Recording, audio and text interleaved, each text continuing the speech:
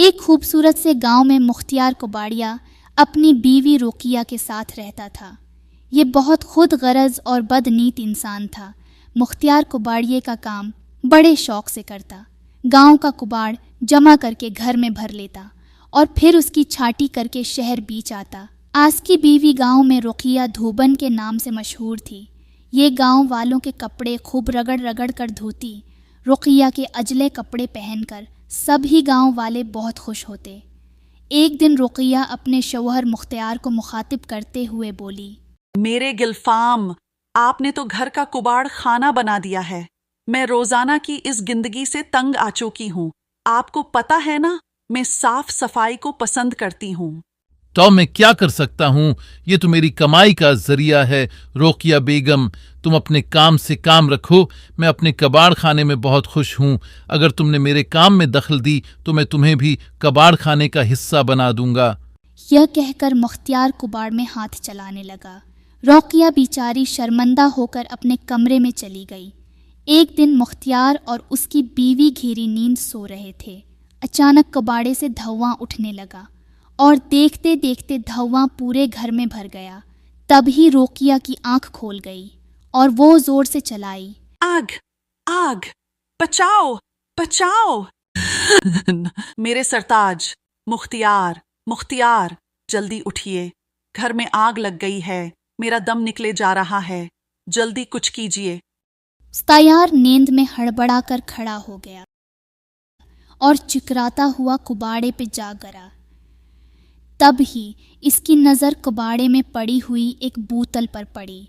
मुख्तियार कुबाड़े से बोतल निकाल लाया और बोला, कम अक्ल बेवकूफ औरत, ये धुआं इस बोतल से निकल रहा था।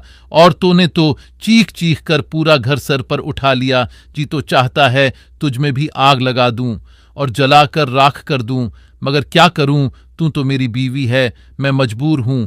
तुझे मार दिया तो घर का काम काज कौन करेगा और जायके से भरपूर खाने मेरे लिए कौन पकाएगा। सरताज सब बातों को छोड़ें और ये सोचे, इस बोतल से धुआं क्यों उठ रहा है। कहीं आग इस बोतल में तो नहीं लगी। रोकिया बेगम, तुम बिल्कुल ठीक कह रही हो। ये बोतल बड़ी अजीब और हैरत अंगेज लग रही है। इसको बेचकर अच्छे पैसे मिल सकते हैं। जाओ थोड़ा पानी लाओ और इस बोतल में डालो। आग लगी होगी तो अपने आप भोज जाएगी। रोकिया जल्दी से गई और पानी ले आई। उसने जैसे ही बोतल में पानी डाला तो बोतल से एक पतला दबला जिन नमूदार हुआ और लड़खड़ाते हुए बोला, क्या हुक्म है मेरे आका। दोनों मियाँ बीवी ये सब कुछ देखकर हैरत में रह गए। मुख्तियार कबाड़िया ये सब कुछ देखकर बहुत खुश हुआ। ये तो पहले ही मुफ्त की रोटियां तोड़ने का आदी था। ये खुशी खुशी आगे बढ़ा और बोला, मेरे लिए जल्दी से तंदूरी मुर्ग और गरम गरम नान पेश किए जाए। साथ एक ठंडी कोको कोला की बोतल भी हो जाए तो मज़ा ही आ जाए। जॉन ये सब कुछ सुनकर तेश में आ गया और बोला, कामचोर कबाड़िए, क्या तुझे मेरी हालत और कमजोरी नजर नहीं आ रही जो तुम मुझसे खाने पीने की फरमाइश कर रहा है। मैं तो खुद भूख से मरा जा रहा हूँ। खुद गरज इंसान तो शक्ल से ही मुझे नीयत खराब लग रहा था। और मेरे लिए कुछ खाने पीने को ला जिसको खाकर मुझ में जान आ जाए, तभी मैं तुम दोनों की फरमाइश पूरी कर सकूंगा। वैसे भी उस मोटी 12 मन की धोबन ने बोतल में पानी डालकर मेरी नींद भी खराब कर दी है। तब ही रोकिया जिनके खाने के लिए आलू गोश्त का सालन सादा चावलों के साथ ले आई। जिन ने काफी दिन बाद पेट भरकर इतना मजेदार खाना खाया। फिर बोतल में घुसकर लौटपोट होने लगा और देखते ही देखते गहरी नींद सो गया। दूसरे दिन मुख्तियार जिन को मुखातिब करते हुए बोला, भाई जिन, जुराह ये तो बताओ क्या नाम है तुम्हारा और तुम इस बोतल में कैसे आए। मेरा नाम सुल्तान है। ये बोतल ही अब मेरा घर है। मैं खूबसूरत परियों की दुनिया में रहता था। रंगारंग दिलफरीब परियां मेरे गर्द घूमती रहती। मैं परियों की रानी रूपाली के महल में चौकीदारी का काम करता था। रानी रूपाली गुस्से की बड़ी तेज थी, जबकि मुझ पर हमेशा से नींद का गलबा तारी रहता। एक दिन मुझे महल में चौकीदारी करते करते नींद आ गई। मैं सो गया। ऐसी रात महल के दरवाजे से एक खतरनाक बड़े मुंह वाली बली महल के अंदर दाखिल हुई। दब्बे पांव रानी की आराम गाह में पहुंची और रानी रूपाली की गर्दन पर काट लिया। फिर पीछे के दरवाजे से बाहर निकल गई। तभी रानी ने एक जोरदार चीख मारी। मैं दौड़कर रानी के कमरे में पहुंचा तो देखा रानी का मुंह एक खौफनाक बल्ली के मुंह में तब्दील हो चुका था। फिर क्या था, रानी रूपाली आग बगौला हो गई और गुस्से से बोली, सुल्तान आलसी, नीस्ती पोस्ती जिन, तुम्हारे होते हुए ये बलि मेरी आरामगाह में कैसे दाखिल हुई? जरूर तुम सो गए होगे। अब सजा के लिए तैयार हो जाओ। रानी साहबा, मुझे सजा देने से पहले एक बार आप आईने में अपनी भयानक सूरत जरूर देख लें। रूपाली ने जब आईना देखा तो वो चीखी और बोली, क्या ये मेरे खूबसूरत चेहरे को क्या हुआ है? मैं बल्ली कैसे बन गई? सुल्तान, सुल्तान, कोई तो मुझे बताए। ये कहकर रानी बेहोशी के आलम में चली गई और आज तक बेहोश है। रानी के शौहर राजा कतबुद्दीन ने रूपाली की जब ये हालत देखी तो वो तेश में आ गया और सिपाहियों को मुखातिब करते हुए बोला, रानी रूपाली की ये हालत, मेरी रानी को एक बदसूरत बल्ली बना दिया गया। उस मरदूद जिन सुल्तान को बोतल में बंद करके नदी में बहा दिया जाए। रानी के सिपाहियों ने मुझे जादू से बोतल में बंद किया और नदी में बहा दिया और मैं बहता बहता यहां तक आन पहुंचा। देखो भाई सुल्तान, मुझे तुम्हारी कहानियों में कोई दिलचस्पी नहीं। ये कहानी किस्से तुम कैसी और को जाकर सुनाना।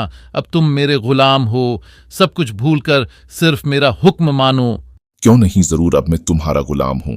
जो तुम कहोगे वही होगा, मगर अभी तो मेरे नाश्ते का वक्त है। रात वाला आलू गोश्त का सालन गरम गरम पराठों के साथ मेरे सामने पेश किया जाए। रोकिया, मेरी जिंदगी, जुरा जाके 6 गर्मा गर्म पराठे तो बनाओ, 3 मेरे लिए और 2 भाई सुल्तान के लिए, और साथ आलू गोश्त का मज़ेदार सालन भी ले आओ। मुख्तियार, मेरे गिलफाम, आप तो सुबह सवेरे नाश्ता कर चौके हैं। मैंने 4 पराठे खुद अपने हाथों से बनाकर आपको खुलाए थे। अब तो 2 पराठे मेरे लिए और 2 सुल्तान जिनके लिए रखे हुए हैं। बदज़बान औरत तो फिर मेरे सामने बोली, जल्दी जा और अपने हिस्से का नाश्ता मेरे लिए ले आ। एक दिन नाश्ता नहीं करेगी तो तू कोई मर नहीं जाएगी। रोकिया ये सब कुछ सुनकर उदास हो गई। फिर नाश्ता गर्म किया और लाकर दोनों की खिदमत में पेश कर दिया।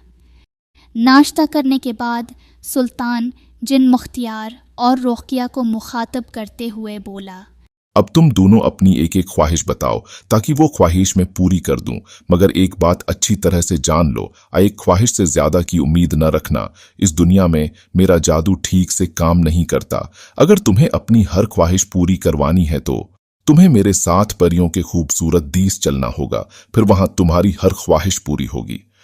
भाई सुल्तान, मेरी बस एक ही ख्वाहिश है, वो ये कि मुझे कपड़े धोने वाली मशीन ला दी जाए। मैं हाथ से कपड़े धो धो कर थक जाती हूँ और वैसे भी मैं अपना काम बढ़ाना चाहती हूँ। मैं तो भाई प्रस्थान ही जाऊंगा, अपनी हर ख्वाहिश पूरी करवाऊंगा और प्रस्थान की परियों के साथ रंग रलियां भी मनाऊंगा। क्यों नहीं, जरूर भाई कबाड़िए, बस तुम एक बार मेरे साथ परियों के देश प्रस्थान चलो, फिर देखना तुम्हारी जिंदगी में कैसे खुशियों की बहार आती है। फिर क्या था, सुल्तान ने अपना जादू चलाया और देखते ही देखते रुकिया के लिए एक शानदार कपड़े धोने वाली मशीन आ गई। रुकिया धूबन बहुत खुश हुई और अपने काम को आगे बढ़ाने का फैसला किया। फिर सुल्तान जिन रुकिया को मुखातिब करते हुए बोला, बहन रुकिया, मैं और तुम्हारा शोहर मुख्तियार कबाड़िया अब जादू से बोतल के अंदर दाखिल होने लगे हैं। तुम बड़े ख्याल के साथ ये बोतल नदी के पानी में बहा देना ताकि मैं और मुख्तियार परिस्तान पहुंच जाएं। इस नदी का पानी ही परिस्तान तक जाता है। बहन, ये काम अब तुम्हारी जिम्मेदारी है, देखो कोई भूल ना हो जाए। क्यों नहीं भाई सुल्तान, आप बेफक्र होकर बोतल में जाएं और मेरे शोहर मुख्तियार को भी अपने साथ ले जाएं। मैं ये बोतल आपकी बताई हुई नदी में बहा दूंगी। इसके बाद सुल्तान जिन ने जादू चलाया और मुख्तियार कुबाड़िए को लेकर जादू से बोतल के अंदर दाखिल हो गया।